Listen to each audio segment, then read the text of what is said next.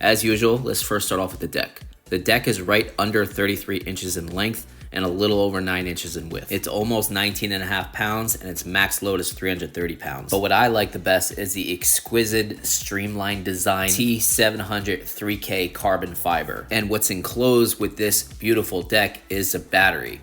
The battery they're packing is a 13S 2P 468 watt hour Samsung 50S battery. Honestly, I like to really think of this as a very high-end Backfire Mini. And just like the Backfire Mini, it has a very slight concave and a very mellow kicktail. Just enough for cruising, keeps you comfortable, and it also has padded grip tape that's kind of embedded in the deck, so it doesn't really stick up as much as a normal padded grip tape will. Now, in my opinion, the best way to utilize a kicktail board is portability and fun factor. Meaning every little imperfection in the road, every little curb you can go up and then pop right back down utilizing the kicktail makes it super fun. Pivoting with the board's kicktail is very useful as well. It allows you to turn on a dime. If you're stuck somewhere in a tight spot, you need a turn. But what I like the best is doing manuals. Doing manuals with a kicktail cruiser is so much fun. Now, all the way at the rear bottom of the tail has a puck, and this puck lights up whenever you yank the brakes. Not only does it work as an active brake light, it actually helps you slow down and it protects the board's really nice carbon fiber. But the other biggest seller, in my opinion, on any kicktail board is portability. The portability factor is very important. Being able to easily pick up the board and easily carrying it along to anywhere I need to be is extremely important for any kicktail cruiser board. And then bringing it around town so easily, treating it like a traditional cruiser board that's lightweight, fun, and an excellent commuter to get to work, running errands, or even going to school is definitely a must for a good cruiser e-skateboard. Now, the deck's ambient lighting is really cool. You got 3 different light up modes, 5 different color settings. It looks really nice in somewhere like a dimmed basement or a parking garage,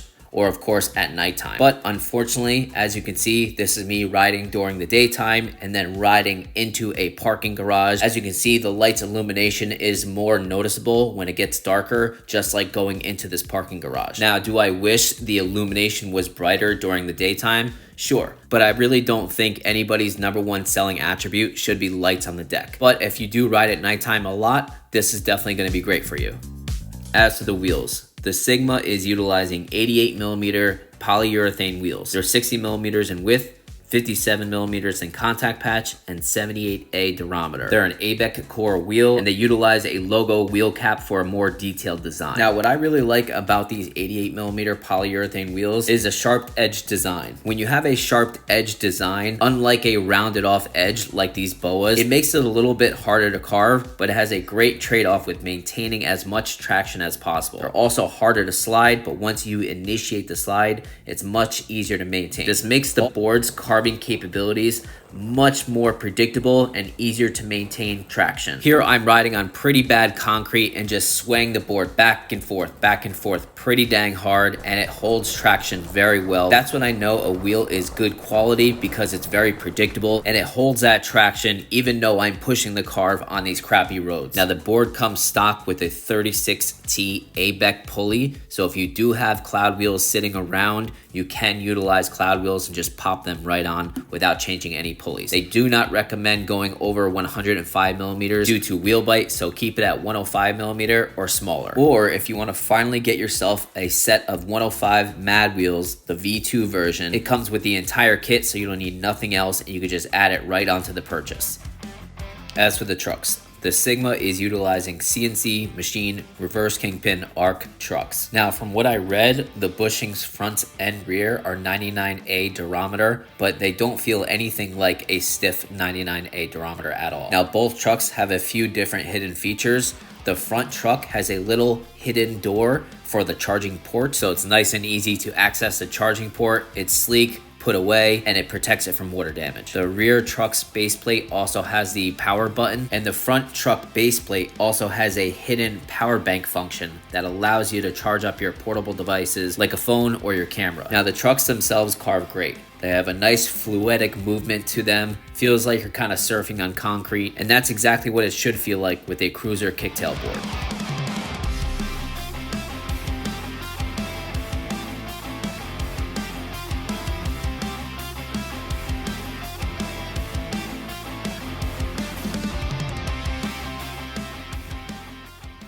As to the remote and the ESC, Propel introduced the new Palm remote. It's compact, elegant. It has a 1.5-inch OLED screen. Just like every other remote, it has every feature you need, including reverse, cruise control, your speed, your trip, your battery indicator for your remote, your battery indicator for your board. There's 4 gear modes, so you can customize each one of those modes. You can change your wheel settings. You also have several different light settings. You can also switch from right-handed to left-handed. Unlike the Hoyt Puck where it sits backwards on your hand, this will not. Not only does it feel perfect in the hand while riding, but you can see the colored screen perfectly in the daytime. Even though the camera's not picking it up all too well, they also have an RPM gauge when you hit the throttle and also a light up meter when you hit the brake as well. So with this new remote and their new ProFoc ESC, you have the smoothness, you have the power, you have the capabilities, you have the features, you have the durability and the reliability all together. As for the motors, the Sigma is utilizing 5250 170 kV 2252 watt 2 belt drive hobby wing motors. Okay guys, here we go. A giant hill test, same hill we always use. So if you want to compare this hill test to another board, every single board we review, we do the same hill test. So if you want to compare the performance difference from whatever board you're thinking about getting, every single review is using this same exact hill. Stock Propel Sigma 88mm wheels, full battery, highest gear setting. Let's do it.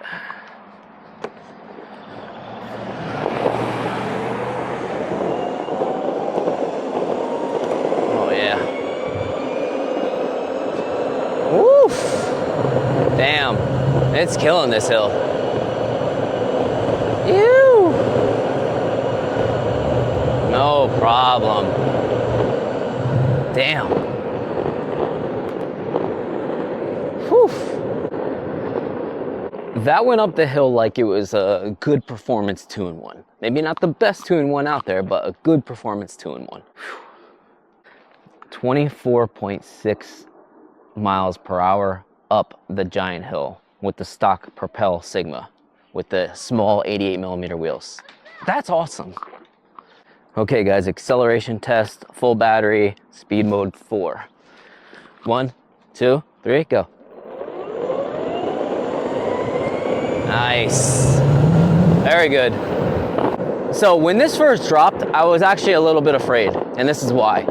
Because when the Propel pivot came out, it had crazy power, but damn, that ESC was dumb twitchy, like really bad twitchy.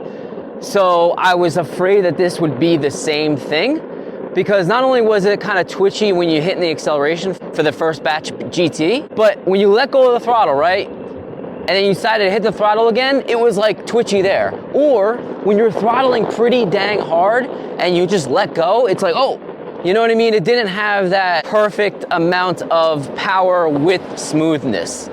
And what's good about Propel is that they fixed all of that. All their boards, a perfect marriage of smoothness and power together, and this is no different. Because the Palm remote not only looks great, has great features, the throttle curve and the spring and just this little metal piece for the throttle just feels really good. So I was a little worried, but worry no more. Propel has it. They learn from their mistakes just like any good company would. Okay guys, here we go. Top speed test on the Propel Sigma. Full battery, top speed mode, which is gear 4, and the stock 88mm wheels, and up a slight hill. Let's do it.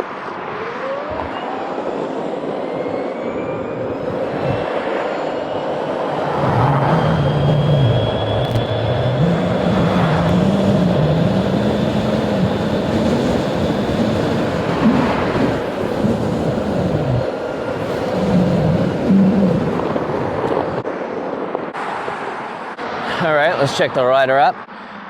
30 miles per hour right on the nose. And it's up a slight hill, so I won't be surprised on flat land would be about 31. But of course, if you want more top speed, go for a bigger wheel and or smaller pulleys. Okay, let's do a brake test at 15 miles per hour. I am in brake mode 4, which is the highest brake setting. 1, 2, 3, brake. Woo! Nice, definitely good. Slid a little bit, but that's what's gonna happen when you yank on the brakes. Now you do have 4 different brake modes. If you want to do a little bit of a lighter touch with the brake, all you have to do is yank on the brakes and then push this button at the same time. You probably can't see it, but once you yank back on the brakes and you hit the button, be 1, 2, 3, and 4 changes. So you can adjust your brakes just by yanking back and hitting the button at the same time. As for range, I'm a 160-pound rider and the temperature was about 61 degrees Fahrenheit. I rode in about 80% gear 4 and about 20% gear 3. I got a total of 24 miles with the Propel Sigma. That is amazing for this style board. Few things worth mentioning. Now, just like most belt drive street boards, when you're riding over small curbs like this, sometimes the motor mounts will smack the curb. Now, if you're brand new to riding, definitely make sure you get prepared when you run over stuff like this. So when you're utilizing smaller wheels like this, expect the motor mounts to actually clip the curb. Now, don't get me wrong, they're supposed to do this. That's what they're there for. They're there to protect the belts and take the damage rather than the belts itself. Now, we did do a tutorial video about a year ago teaching you how to ride over things like this, de-weight, and riding on bad roads. I'll put the link in the description. Now, these stock wheels that come with the Propel Sigma come with extremely high quality bearings. They have built-in speed rings, built-in spacers, and they roll forever. I honestly think they just might be the best bearings I've ever used. I don't know any other China-based company that uses bearings like this. Okay, so something silly but kind of worth mentioning that I don't like about the remote is actually the lanyard. So usually with the lanyard, you just simply pinch a little bit and you choke up the slack. With this, you have to actually really put a lot of strength into it to get it done, especially going back up. So you see, I need to put strength in it if I'm using one hand. It's not nice and simple like most remotes. Again, with this, you kind of need to put a little strength into it, or sometimes 2 hands. Something small, but worth mentioning. Final thoughts. Now that Propel is a well-known, trusted e-skate company, this cruiser kicktail kind of finishes their lineup. They have it all now. 2-in-1 off-road boards, major off-road boards, the hybrid style board, and now the commuter kicktail. This board truly reminds me of the Backfire Mini, which I absolutely loved, but the Backfire Mini lacked in performance and range. This has the performance, the range, the portability, that sleek elegantness, and tons of features. Honestly, I don't know anything else that this board can actually use to make it any better. The only thing I can actually think of is the lights being brighter during the daytime, but that's really personal preference at the end of the day. Using the kicktail in many different ways, utilizing the portability factor of the board is my #1 selling point for this board. Also, when you purchase a board from Propel, you get a real good peace of mind, meaning their customer service is top notch. They're all over social media. They answer their emails. In fact, I've never seen someone with a problem that the service advisors online couldn't solve for them. Discount code eSkateUnity at checkout. Thank you for watching, guys. Please comment, like, share, subscribe. Have a good one, guys.